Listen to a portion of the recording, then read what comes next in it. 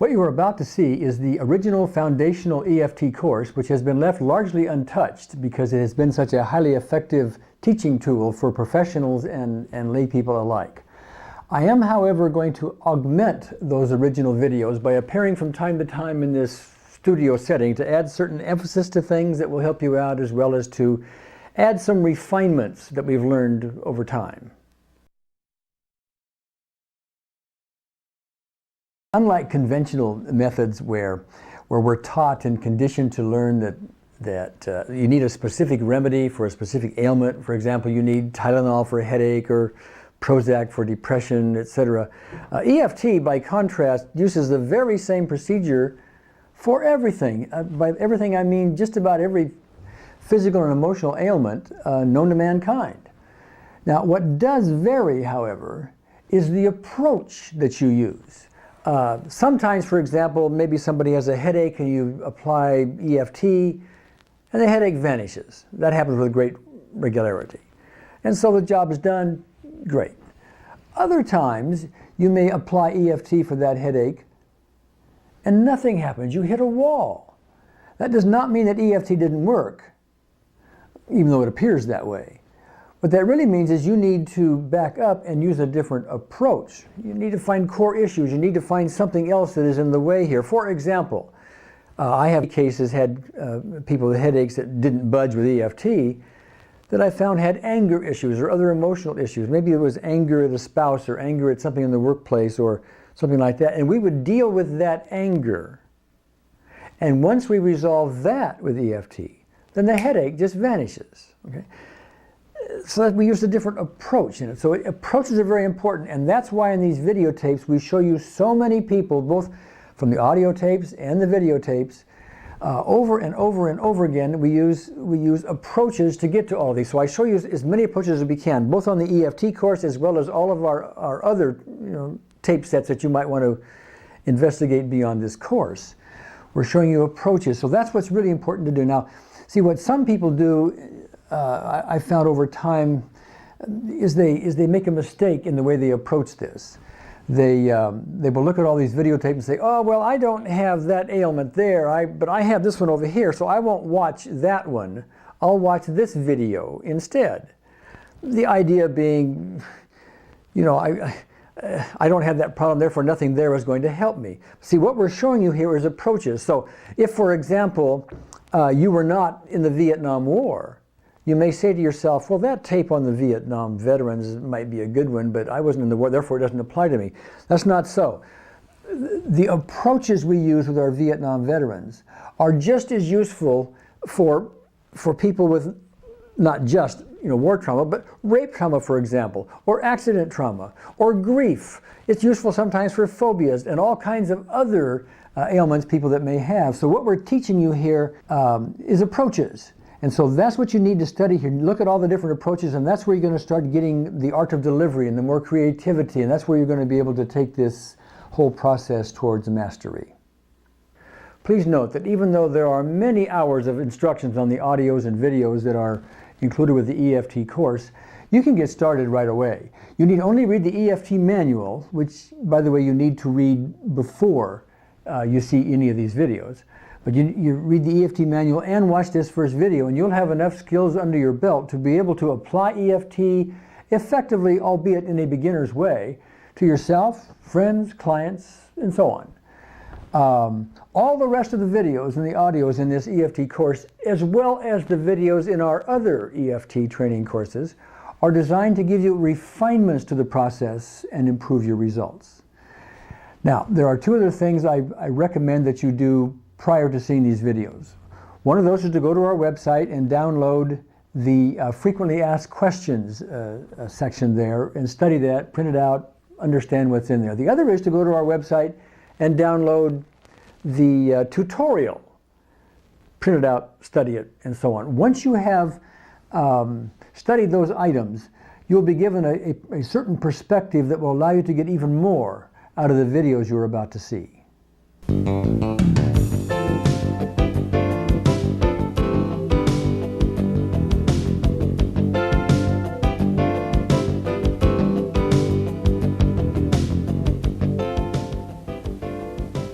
Welcome to the videotape portion of the Emotional Freedom Techniques course, which we often call EFT. My name is Gary Craig, and my associate is Adrienne Falley. And the purpose of at least this portion of the videotape series is to acquaint you visually with all the tapping points and procedures that are behind the basic recipe, so that you will be able to memorize it just that much more easily. This segment actually augments the manual, and we are assuming in this that you have already read the manual. If you have not, please stop this videotape right now and go and read the manual before coming back to it, because we're going to be using some phrases that we're assuming you're familiar with from reading the manual. So you need to do that. Sure. I want to spend a moment first, before we get into the meat of the tapping, just by reacquainting you with the central idea behind all this, kind of like a foundation for what's about to unfold in front of you. And that is, I want to go to the discovery statement you read about in the manual, which states, the cause of all negative emotions is a disruption in the body's energy system. What that means is, every time you have any kind of a negative emotion, what's really happening is that there's literally a change, a disruption, if you will, in the energy flow which flows throughout the body. It's literally like a zzz that goes on in that system, and that's what you feel.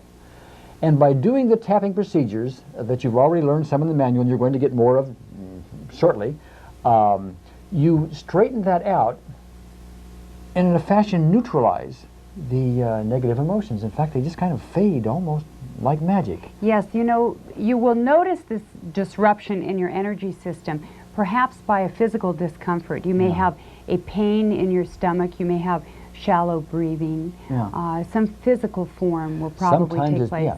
Sometimes it's just a general feeling of depression, for example. It could be the anxiety you feel when you crave, let's say, a cigarette or some addictive substance. It could be the anger that you feel. All of that, all the feelings that you may have, are really a disruption in the body's energy system. Straighten that out, and you don't have the emotion that's been limiting to you up to this point. Right. In this next section that you're about to see, we're going to cover just some general points before we actually do the tapping. So we'll see in a minute.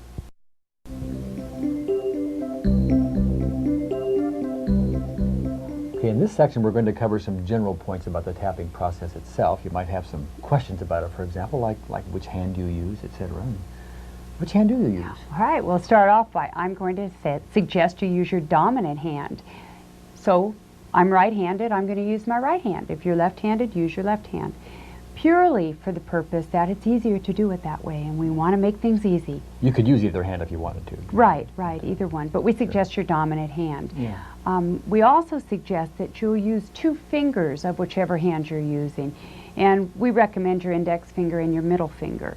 And the reason we say 2 fingers is because you can cover a larger area when you're tapping. Yeah, instead of, like, there's a fairly precise point right here. If you just tap with 1 finger like that, you know, you're probably going to hit it. But if you tap with 2 fingers, you just simply cover a little bigger place. Right. And I think it's probably easy to, or appropriate to mention here, that you'll never need to tap, roughly 7 times every time you do this.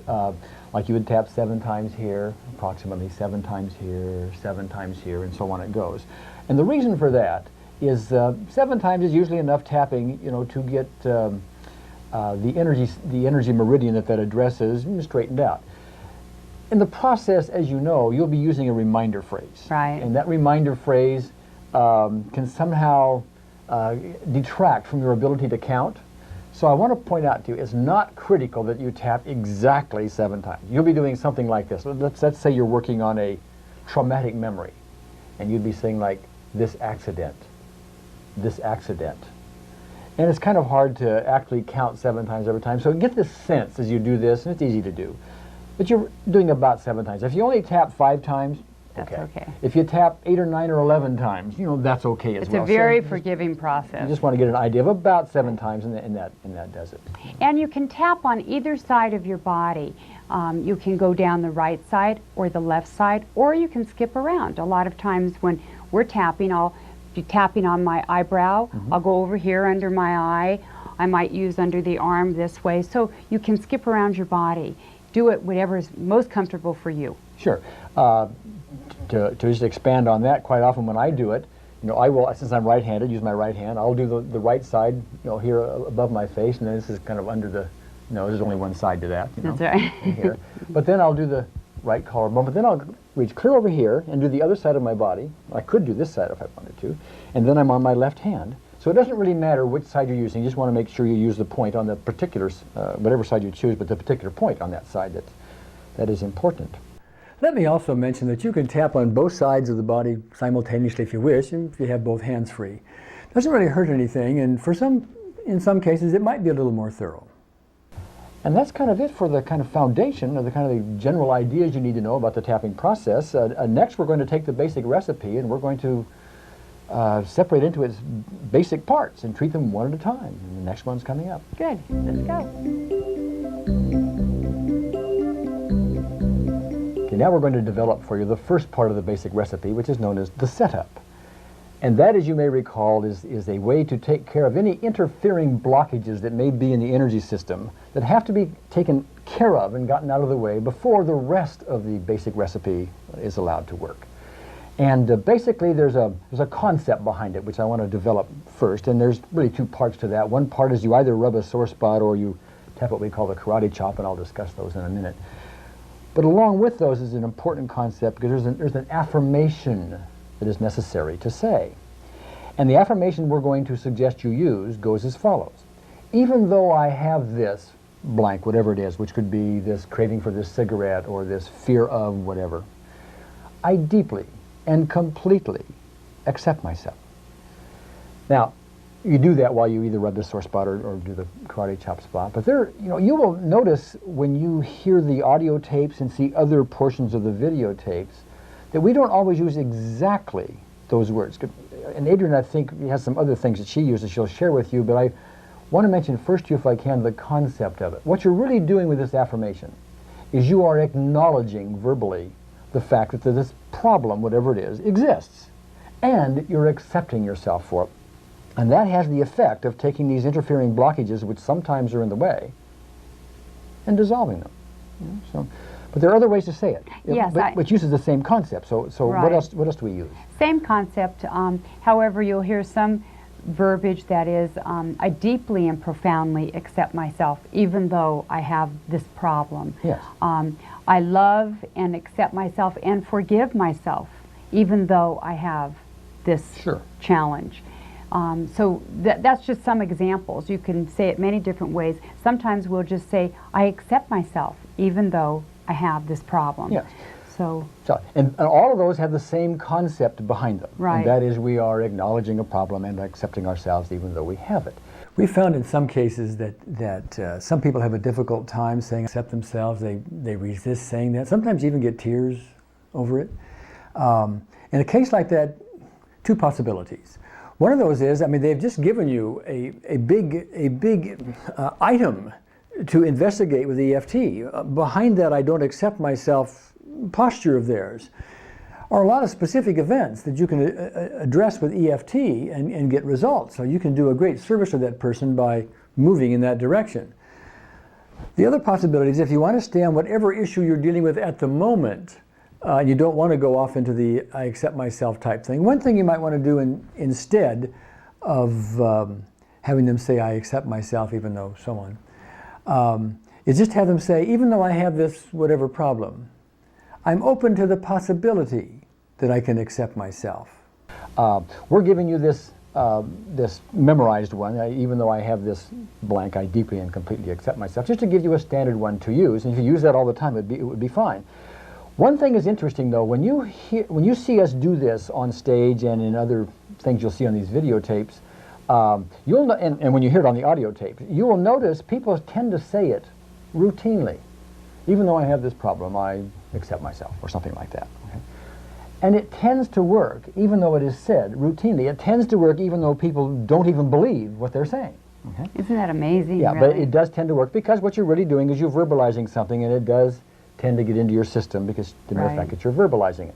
However, it is advisable that you say it with emphasis because remember, this piece of it, this setup, must be done properly or the rest of the process is going to be handicapped. Right. So, better to say, I accept myself even though I have this problem, I deeply and completely accept myself. Better to do it that way than to do it rotely and routinely, even though the routine way typically It does work. I mean, we've had it with typically will people. work. But we want to give you the best opportunity for it. Now, what I want to do now is I want to show you where this, what we call the sore spot is, and you need to follow along with me as well as where this karate chop spot is. But let's start with the sore spot. If you would, if I could have the camera kind of zero in here, you know, at the base of my throat. If you will take the forefinger of, in my case, my dominant hand, my right hand, and place it at the base of your throat, about where a man would knot his tie, and poke in there a bit, you'll find it's kind of a soft spot in there. And you're also, if you'll notice, right at the top of your breastbone, and there's kind of a U right there. So just kind of feel that, if you would. And from there, once you've located that spot, go down about 3 inches. And now you can go to your right or left from there, but I'm going to go to my left, because I'm used to doing it that way. Go over to my left about 3 inches. Okay, and now I'm in the upper left-hand portion of my chest. Now, within about a 2-inch radius of that spot, I'm going to start poking in until I find there it is, a sore spot. And the reason it's sore is this is lymphatic congestion that occurs. And when you rub that, it sort of breaks that up, and it is a little bit sore. And so what you need to do is locate that, and you rub that while you give this affirmation. Even though I have this blank, this craving for a cigarette, this fear, this whatever, I deeply and completely accept myself. And you do that 3 times. Repeat it, repeat it, and repeat it. So that's one way to do it. Find that sore spot, and repeat the affirmation 3 times. The other way to do it, which is not quite as effective, but it doesn't hurt, and it's much easier to teach on stage, is to tap what we call the karate chop point. Now I'll show you where that is. It is that part of your either hand, I'm using my non-dominant hand, my left hand in this case, which is between the top of your wrist and the base of your baby finger. It's that fleshy spot right there that you would do a karate chop with if you were to do a karate chop. And take 2 fingers of the other hand, and we just tap there continuously while we say, even though I have this blank, I deeply and completely accept myself. Even though I have this, I deeply and completely accept myself. Even though I have this problem, I deeply and completely accept myself. Gary, I'd like to point out Sure. here that the reason that you would perhaps use this instead of this is if you had some physical limitation That's here. right. If you had an injury to your shoulder or the chest area where you might cause some harm by pressing on it, then you definitely do need to use this one. And this has been very effective using the karate chop Yeah. point. It's almost as good. The one using the sore spot is a little more effective. It lasts a little bit longer sometimes, but it's not a major big deal. It's just preferable. And especially if you're going to help someone else with something, you might be able to teach them this a little faster than you do that. But our recommendation is, and the way we're teaching this course, is to rub the sore spot, even though you'll see us do it other ways as you see the audio tapes and videotapes as we go Good. through. But I think that takes care of for the setup. Yes. You know, and we're now ready for the sequence, and we'll see you in a moment. Good.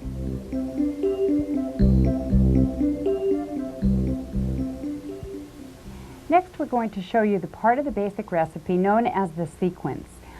I'll be pointing out the points on your body that you'll be tapping. Please tap along with me so that you'll become very comfortable with the tapping points and the whole procedure, because you'll be doing it over and over again. And one of the things, by the way, you might want to notice on this is this whole thing is designed so it becomes really easy to memorize.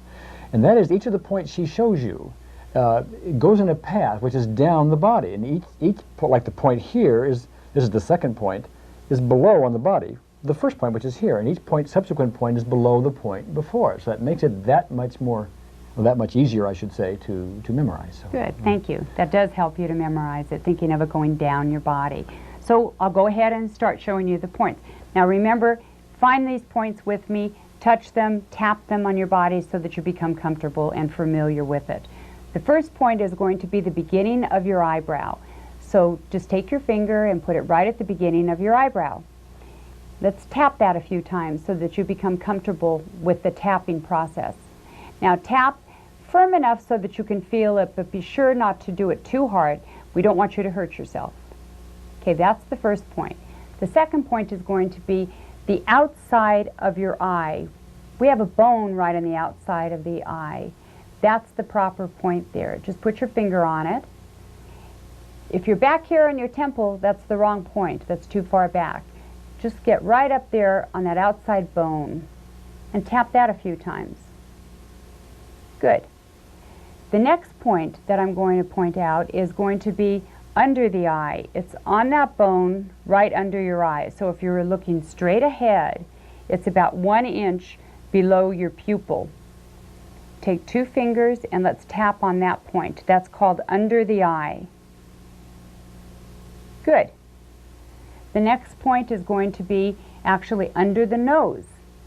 So if you take your finger and put it on that area, which is actually between your upper lip and the beginning of your nose. You have that small area there. That's under the nose. Tap that a few times. Good. Next point is, we call it the chin point, but actually it's not on your chin. It's between your chin and your lower lip. You have a small indentation there. That's called the chin area. That's what we're referring to. So let's tap that a few times. Good. The next point is the collarbone. Take your index finger, put it right there at the base of your throat. You can actually feel that U-shape, the beginning of your breastbone there. Go down approximately 1 inch, and you go either to the right or left 1 inch. I'm going to go to the right 1 inch. And I'm right there on my collarbone, and you can feel that bone there. And Gary, you had something that I think that you wanted to add there. Yeah, actually, it's a bit of a misnomer, actually, because when we call it the collarbone point, most people think of the collarbone as this clavicle, this part that runs right along here and you can feel easily with your fingertip. This point is the intersection of the clavicle, the collarbone, and the sternum and the first rib. But that's a mouthful to say, yeah. All 3 of those things. So we just call it the collarbone point, understanding that it's really the beginning of the collarbone that we're dealing with. Right. So here's your collarbone point. So let's tap a few times there. Okay, the next point that I'm going to show you is under the arm. And I'm going to turn, you're going to use the side of your body. So first put your fingers into your armpit. You go down approximately 4 inches. For a woman, it's right in the middle of the strap of your bra there. For a man, it would be even with the nipple, and that's called under the arm. So that's on the side of your body. Let me give you one more tapping point to use, just for thoroughness. There's another point called the liver point, which you can use that is, for the male, it's just below the nipple, about 1 inch below the nipple, right there, either side. And for the ladies, it's the equivalent place, but it's where the underskin of the breast meets the chest wall. It's the equivalent place here. The only reason we did not include that point to begin with was because, for ladies, that can be socially awkward if they're tapping, let's say, in a restaurant or a public place, So we just chose not to use it. It's not that we were slighting you on something. You will learn later on here that as a practical matter, in most cases, we don't use the entire basic recipe that we're showing you. We only use half the points. And you'll see more about that as these videos progress. But I wanted to show it to you here just so you'd have it for thoroughness. You will not see it at all in any of these tapes or any of these videos as they unfold.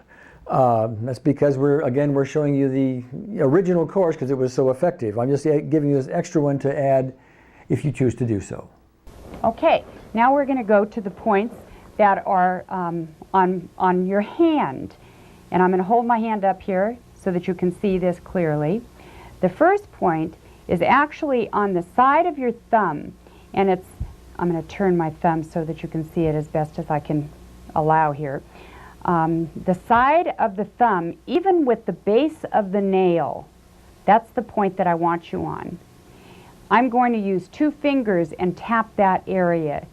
Now you'll notice in different filmings and such that Gary actually uses 1 finger to do the tapping. Gary, why don't you demonstrate that on my thumb? I'll typically do this, and I only point this out to you because I'll do that on stage, and you'll see it in some of the videotape sections that are coming up. You can do it either way. Adrian is correct when she says use 2 fingers to cover a larger point, a larger area. I do it with 1 just because it works, and for me it's easier to do. So it's a reasonably forgiving system, and Right. So we have 2 different ways to do that. Right. So the next finger that I'll go to is my index finger.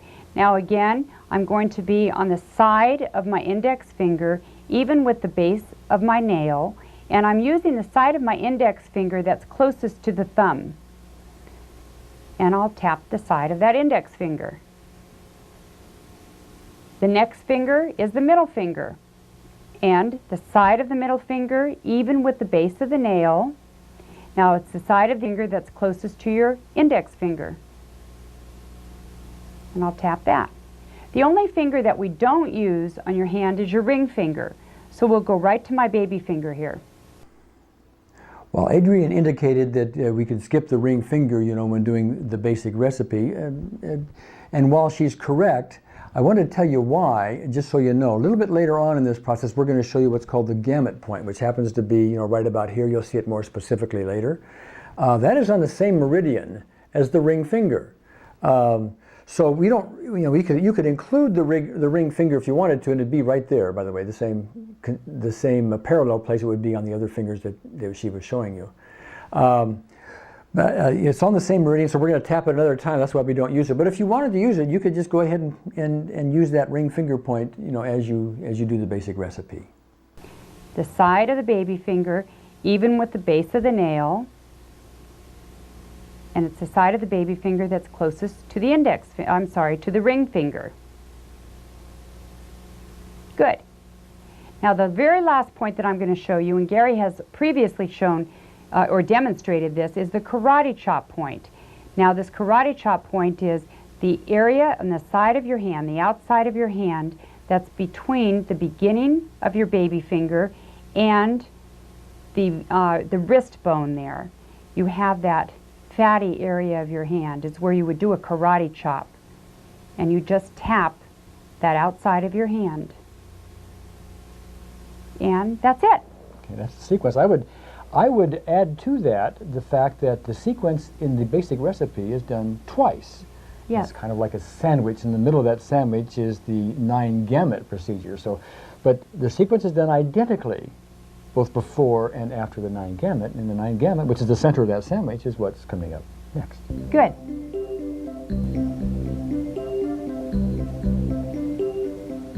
The next part of the basic procedure is called the 9 gamut procedure, and that is the part between the 2 sequences. It's the center of the sandwich, if you will. And it is probably the most bizarre looking of all of these processes, and it needs to be explained as to why it is the way it is and how it's used and why it's used. As it turns out, this procedure kind of fine-tunes the brain, so the whole process works a little more fluidly. And you'll notice in this process, as you read in the manual, you need to roll your eyes around and put your eyes in different places. And what that does is since the eyes are connected to the brain by various nerves, every time you move your eyes, you are stimulating certain parts of the brain. And you're doing this all the time while you're tapping a particular point, which is called the gamut point, and I'll describe that to you shortly. You also hum and you count, and the reason you hum and you count is because when you hum, you activate the creative part of your brain, that is the right-hand side of your brain. And when you count, that's the more digital part, or the left-hand side of your brain. So you'll hum and you count, and then you hum again for good measure, all the time, tapping on that particular point. And I'd like to point out here that when you hum, please hum a tune, not just a mundane hum. That's right. So you have to actually have a tune so that activates the creativity Yes, part of your correct. brain. And we use Happy Birthday, as a matter of We fact. do. But if you want to use Yankee Doodle Dandy or the national anthem, or it's up to Whatever you. is your favorite song. One little wrinkle here I wanted to point out to you regards using the song Happy Birthday, for the hum a tune part of the 9 gamut procedure. A Happy Birthday for most people, it's a nice, neutral kind of song. But for some people, they've had some very horrendous, not so pleasant birthdays. And the mere singing of Happy Birthday or humming of Happy Birthday, triggers that for them. Now, if it does trigger that for them, you're right on to, an important event for them to collapse and to resolve with EFT. But if they are having that difficulty, you know, at the moment for whatever you're working on, you might want to have them hum some different tune. You know, that's just a pointer you might be able to use.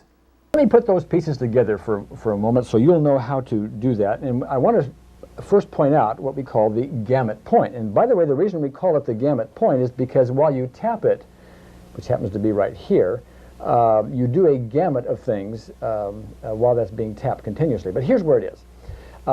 You make a fist, in my case with my non-dominant hand, which is my left hand, although I could use either hand. And you'll notice we have these large knuckles that are sticking up as a result of my making a fist. I take the forefinger of my dominant hand, my right hand, and I place it between that base knuckle at the base of my baby finger and the base knuckle at the base of my ring finger. I put it right in between those, and then I go back towards my wrist about 1/2 inch, and there's a little soft spot in there. And that's called the gamut point, and that's what you will tap continuously while you do 9 different things. And that's why this whole procedure is called the 9-gamut procedure. Okay? So with that in mind, here's what we're going to do. I'm going to tap this continuously while I show you where these various what these various things are you do with your eyes and your humming and counting and so on. So the first thing you do is you simply leave your head steady and close your eyes. So do that with me. And then you open your eyes.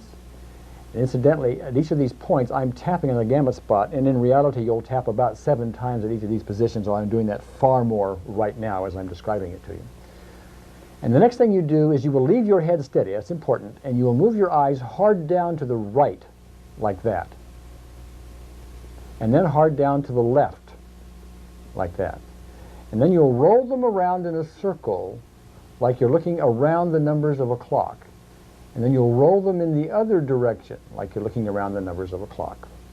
And then you'll do this humming, in my case, happy birthday. And you'll count 1, 2, 3, 4, 5, and you'll hum again. For good measure. Good. And that's basically how it works. All the time you're tapping about 7 times on this gamut spot, you know, as you do all those. Gary, why don't we, at this point, have you do it in very slow motion, and I will narrate it so that they can see the process. Sure. I think what would be valuable there is if she narrates it and I do it, and you do it at home right along with me in slow motion the first time. And then maybe I'll do a little faster when we're done with that. Right. Okay, great. Okay. So I'm going to start with the gamut point and tap it continuously. So now remember, be tapping your gamut point, tap right along with Gary. Now have your eyes closed, open, down hard right, left, have them go in a circle clockwise, counterclockwise, hum, count, 1, 2, 3, 4, 5. hum. Good. That's basically it. I would point out something about that is, you know, we're showing you to go hard down right first and then hard down left.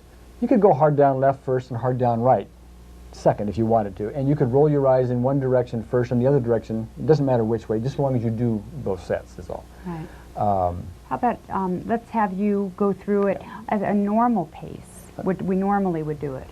Yeah, actually when you get this all memorized, I basically rip right through it. Well, okay? let's not do it too quickly, Okay. but please do it along with Gary so that you're getting used to doing this at a quicker pace. Yeah, you may want to watch me first do it and then roll the tape back and do it again, but here's how it goes, okay?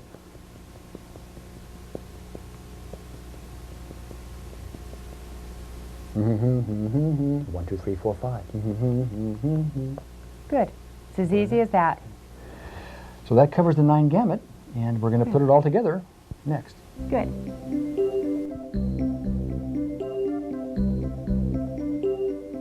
Okay, now we're going to put the whole thing together, and Adrienne is going to take the process and do it from beginning to end.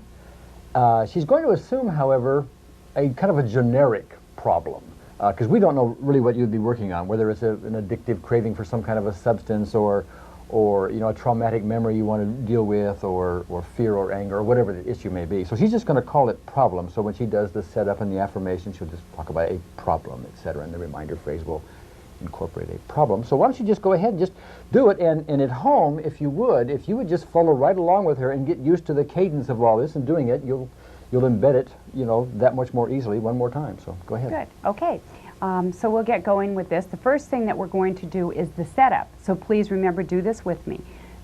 We'll rub your sore spot and say, even though I have this problem, I deeply and completely accept myself. Even though I have this problem, I deeply and completely accept myself. Even though I have this problem, I deeply and completely accept myself. Now we're going to do the sequence, the tapping. This problem, this problem, this problem, this problem, this problem, this problem, this problem, this problem, this problem, this problem, this problem, this problem. Now the 9 gamut.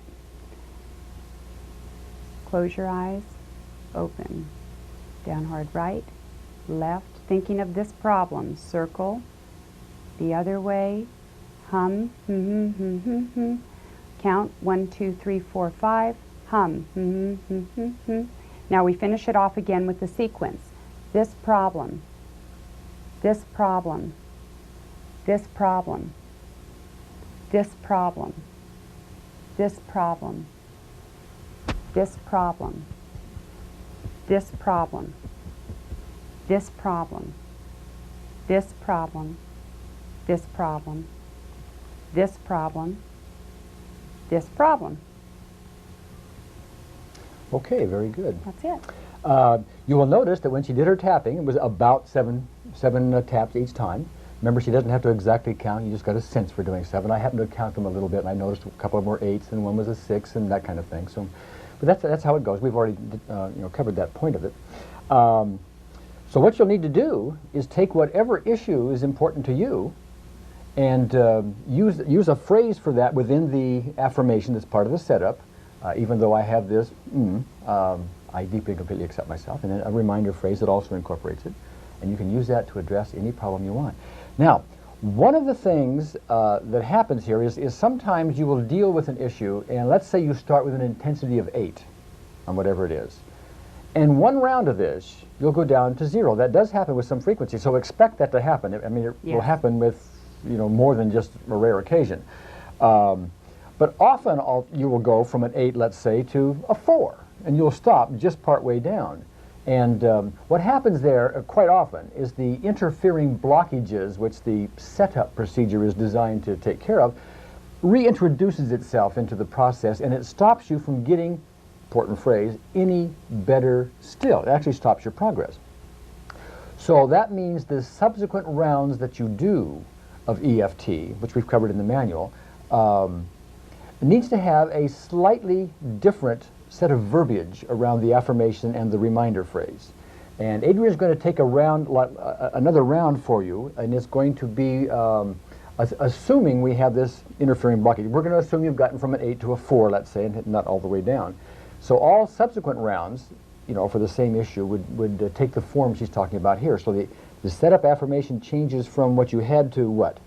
What I'm going to say now is, even though I still have some of this problem, I deeply and completely accept myself. And if I can add to that, what we're really doing here is acknowledging the fact that the subconscious mind is very literal. Yes. Because we're working on the rest of the issue, the rest of the problem. Correct. Okay, and that's why it's designed to be the way it's designed. And then this one says the remaining problem, which again is focusing on the rest of the issue. So go ahead. All right, so follow along with me for this process also. We're going to do the setup again. Even though I still have some of this problem, I deeply and completely accept myself. Even though I still have some of this problem, I deeply and completely accept myself. Even though I still have some of this problem, I deeply and completely accept myself. Now we'll go through the sequence again, saying remaining problem, remaining problem, remaining problem, remaining problem, remaining problem, remaining problem, remaining problem, remaining problem, remaining problem, remaining problem, remaining problem, remaining problem. Now the 9 gamut. And you'll be thinking remaining problem. Close your eyes, open your eyes, down hard right, down hard left, circle, thinking of remaining problem, the other direction, hum, count 1, 2, 3, 4, 5, hum, Now we do the sequence again. This will finish it off. Remaining problem, remaining problem, remaining problem, remaining problem, remaining problem, remaining problem, remaining problem, remaining problem, remaining problem, remaining problem, remaining problem, remaining problem. That's it. This subsequent round of EFT, when necessary, only needs to be applied typically once or twice, maybe 3 times to cover just about every issue that we address with it. This simple 1-minute memorized procedure, once you own it and really have it internalized and memorized, it's a lifetime gift for you to be able to use for just about any emotional or physical issue you could imagine. Of course, I'd like to point out here, Gary, that we don't fix everything for everyone. Yeah, this is the real world. It's the real world. You will, to emphasize that, you will notice in the audio tapes and videotapes that have all these case histories on them, and they go on almost endlessly, so you'll get a wide view of and a good feel for how all this process works. Not everybody just gets to 0. I mean, we're not trying to show you magic here. We're trying to show you a very workable, very powerful, very stunning tool, but it does not do everything for everyone.